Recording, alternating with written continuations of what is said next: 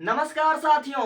अगर आपने इस वीडियो पर गलती से क्लिक कर दिया दोस्तों तो मैं आपकी जानकारी के लिए बताना चाहता हूं, अगर आपने 10th पास कर लिया और 11th में आ चुके हो दोस्तों, तो 11th में आने के बाद आपकी एज जो है वह 16 17 18 साल हो चुकी है दोस्तों। तो आपको सीरियस होना चाहिए अपने करियर को लेकर। दोस्तों मैं आपको इस वीडियो में बताने वाला हूं, मात्र 5 मिनट के अंदर बताऊंगा दोस्तों कि एक डॉक्टर क्या होता है, एक डॉक्टर बनने के लिए हमको 11th में कौन सा सब्जेक्ट लेना पड़ता है, एक डॉक्टर बनने में हमारा कितना फीस लगेगा, कितना समय लगेगा दोस्तों, और हमको कितना साल तक पढ़ाई करना पड़ेगा, और अंततः अगर हम एक डॉक्टर बन जाते हैं तो हमारी सैलरी कितनी होगी भारत में और हमारा अदर देश में कितना सैलरी होगी दोस्तों। ए टू जेड हम आपको सारी जानकारी देंगे दोस्तों। और समझदार इंसान की मतलब यही तो खासियत होती है कि उसको जहां पूरी नॉलेज मिलेगी दोस्तों वहीं पर वो टिके रहेगा। तो इसीलिए अगर आपको पूरा नॉलेज चाहिए दोस्तों, ए टू जेड अगर आपको पूरा नॉलेज चाहिए और आपको साइड इफेक्ट के बारे में जानना दोस्तों, तो यही चैनल आपके लिए बेस्ट है दोस्तों। यहां पर आपको पूरी जानकारी बताई जाती है और अंततः इसके क्या नुकसान है सब कुछ बताऊंगा, फायदा भी बताऊंगा और नुकसान भी बताऊंगा। तो वीडियो की शुरुआत मैं करता हूं यहां से दोस्तों। सबसे पहली बात, आप हैं एक स्टूडेंट जिन्होंने अभी अभी 10th का बोर्ड एग्जाम दिया हुआ है और आपने समर वेकेशन अच्छे से एंजॉय कर लिया है। अब आपका जून का महीना चल रहा है और आप लोग फ्यूचर को लेकर बहुत ही परेशान हो कि फ्यूचर में किया क्या जाएगा। तो आपके मन में आया है दोस्तों कि लाओ पता किया जाए कि डॉक्टर की जिंदगी कैसी होती है, डॉक्टर बनने में कितना समय लगेगा, डॉक्टर की पूरी जानकारी आप लेना चाहते हो। ठीक है, तो आप लोग आ चुके हो 11th में और आपका ड्रीम है डॉक्टर बनने का, कहीं ना कहीं आप लोग मेडिकल फील्ड में जाना चाहते हो। तो आपको सबसे पहले क्या करना है, सबसे पहले आपको 11th क्लास में पीसीबी यानी फिजिक्स केमिस्ट्री और बायोलॉजी सब्जेक्ट लेना है। ठीक है दोस्तों, आपको साइंस स्ट्रीम सेलेक्ट करना है और साइंस बायोलॉजी से आपको पढ़ाई करना है। 11th और 12th आपको बायोलॉजी से पढ़ाई करना है दोस्तों। बायोलॉजी आपका मेन सब्जेक्ट होना चाहिए। तो अगर आप 11th और 12th बायोलॉजी सब्जेक्ट से चूज करते हो तो आप फ्यूचर में चलकर मेडिकल लाइन में जा सकते हो। और साथ ही साथ 11th 12th में आपको पीसीबी सब्जेक्ट लेने के साथ आपको नीट की तैयारी करना पड़ेगा। अब नीट क्या होता है, नीट एक एंट्रेंस एग्जाम होता है जो खासकर मेडिकल स्टूडेंट के लिए कंडक्ट कराई जाती है एनटीए द्वारा दोस्तों। एनटीए द्वारा आपको कंडक्ट कराई जाती है। आप लोग 11th 12th के साथ नीट की तैयारी करोगे दोस्तों, तो आपका जो बोर्ड एग्जाम होगा 12th का वो आपका फरवरी के महीने में होता है, और जो आपका पेपर होता है ये नीट का पेपर जो आपका एंट्रेंस एग्जाम होता है ये आपका मई के महीने में दोस्तों। यानी आप लोग 12th का बोर्ड एग्जाम देने के बाद 2 महीने बाद आप लोग क्या करोगे, नीट का एग्जाम दोगे दोस्तों। और उसमें अगर आप लोग अच्छा परफॉर्म करोगे, अच्छा नंबर लेकर आओगे दोस्तों, तो आपको गवर्नमेंट मेडिकल कॉलेज मिल जाएगी। तो नीट पेपर क्या होता है इसके बारे में थोड़ा और डिटेल से बात करते हैं। सबसे पहली बात, नीट क्या होता है, एक कंपैरेटिव एग्जाम होता है, एक एंट्रेंस एग्जाम होता है जो मेडिकल स्टूडेंट के लिए कंडक्ट कराई जाती है एनटीए द्वारा।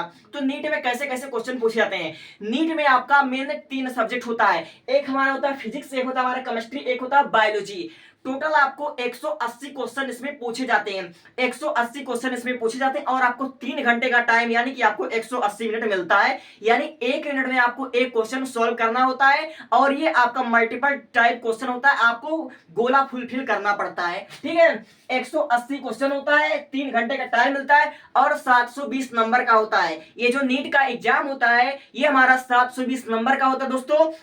और 720 नंबर में से अगर आपका टारगेट 620 है, 625 है, 650 है दोस्तों, अगर आप 650 नंबर लेकर आते हो तो आप लोग बहुत अच्छा परफॉर्म कर दे जाओगे। इसीलिए आपको 11th और 12th कभी भी बर्बाद नहीं करना है। 11th और 12th के साथ साथ आपको नीट की तैयारी बेस्ट से बेस्ट टीचर से अच्छे से तरीके से आपको करना पड़ेगा दोस्तों।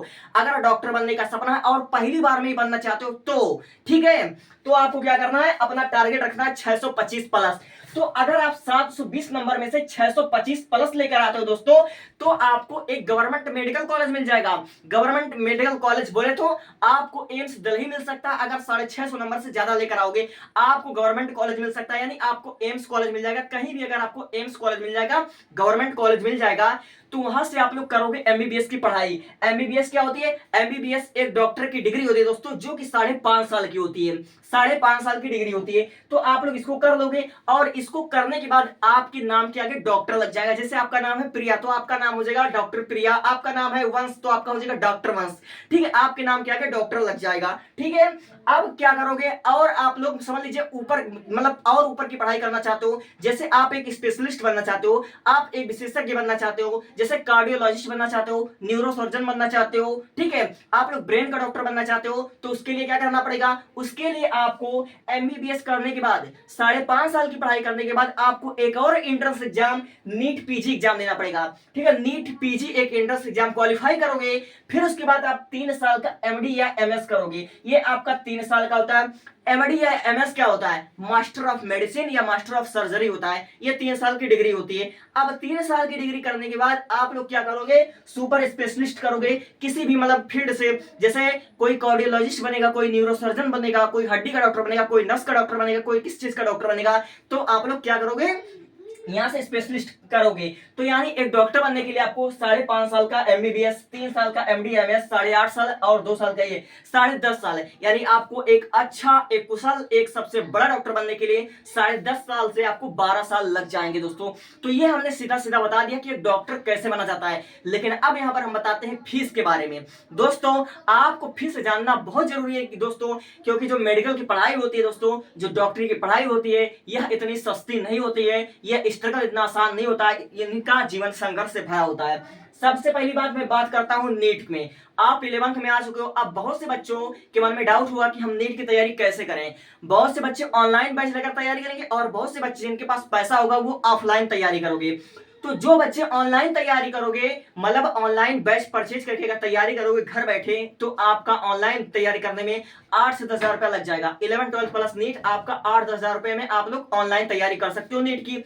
लेकिन कहीं आपका मतलब ड्रीम होगा कि मैं कोटा जाकर पढ़ाई करना चाहता हूं, मैं दिल्ली जाकर पढ़ाई करना चाहता हूं, मैं लखनऊ आकर पढ़ाई करना चाहता हूं, मैं गोरखपुर पढ़ाई करना चाहता हूं। कहीं भी अगर अपने घर से बाहर जाओगे पढ़ाई करने, ऑफलाइन पढ़ाई करोगे दोस्तों, तो ऑफलाइन पढ़ाई करने का जो खर्चा आएगा आपका केवल नीट की तैयारी करने में 1.5 से 2 लाख, 2.5 लाख रुपया लग जाएगा। 1.5 से 2 लाख रुपया आप इतना मानकर चलिए कि इतना रुपया लग जाएगा पहली बार में। और पता नहीं आप नीट क्लियर कर पाओगे कि नीट नहीं क्लियर कर पाओगे। दोस्तों जो नीट का एग्जाम होता है, यह इतना कठिन भी नहीं होता है और इतना आसान भी नहीं होता दोस्तों। इसमें आपको टाइम मैनेजमेंट का बहुत ध्यान रखना पड़ता है, क्योंकि 1 मिनट में आपको एक क्वेश्चन सॉल्व करना होता है। यानी बेहद प्रैक्टिस की जरूरत है, बेहद समझ लीजिए आपको उस समय अपना समझ लीजिए धैर्य नहीं खोना है दोस्तों, धैर्य नहीं खोना है, ऐसा आप लोग समझ जाइएगा। ठीक है, तो केवल नीट की तैयारी करने में आपको 1.5 लाख रुपया लग जाएगा ऑफलाइन पढ़ाई करने में, और ऑफलाइन पढ़ाई और ऑनलाइन पढ़ाई करने में आपको 8 से 10 हजार रुपया लग जाएंगी। समझे मेरी बातें। अब अगर आपने नीट क्वालिफाई कर लिया, आपने नीट जो एंट्रेंस एग्जाम था उसमें क्वालिफाई कर लिया, आपने 620 ले आया, 625 ले आया, आपने 700 नंबर लिया, तो आपको एम्स कॉलेज मिल जाएगा। और एम्स कॉलेज अगर आपको मिल जाता है तो आपकी मेडिकल की पढ़ाई बहुत बहुत बहुत आसान हो जाएगी, ना के बराबर हो जाएगी। यानी आपको 25-30 हजार रुपया पर एनम, यानी आपको एमबीबीएस की पढ़ाई करने में, ठीक है, गवर्नमेंट कॉलेज से पढ़ाई करने में आपको मात्र 1.5 लाख रुपया लगेगा, मात्र 1-1.5 लाख रुपया, 1.25 लाख रुपया लगेगा। लेकिन कब, जब आप गवर्नमेंट मेडिकल कॉलेज में पढ़ोगे। और वहीं पर आपने नीट एग्जाम क्वालिफाई नहीं कर पाया, आपने 1 बार प्रयास किया, 2 बार प्रयास किया, 3 बार प्रयास किया, आप नीट एग्जाम निकाल ही नहीं पा रहे हो, तो आपको प्राइवेट कॉलेज से एमबीबीएस करने के लिए कम से कम आपको 50 लाख से 1.25 करोड़ रुपया लग सकता है। ठीक है, जितने बेस्ट कॉलेज से पढ़ाई करोगे, किसी में 50 लाख लगेगा, किसी में 60 लाख, किसी में 1 करोड़, किसी में 1.25 करोड़ रुपया आपका 5.5 साल की पढ़ाई करने में लग जाएगा। ये होता है एक डॉक्टर की मतलब पढ़ाई और फीस होता है। समझे मेरी बातें। ठीक है, अब एमडी एमएस करोगे दोस्तों, अगर एमबीबीएस तक आप पहुंच जाते हो तो आगे की पढ़ाई, आगे की जो एमडी एमएस होगा, जो सुपर स्पेशलिस्ट होगा, इसका खर्चा आप खुद से निकाल लेंगे।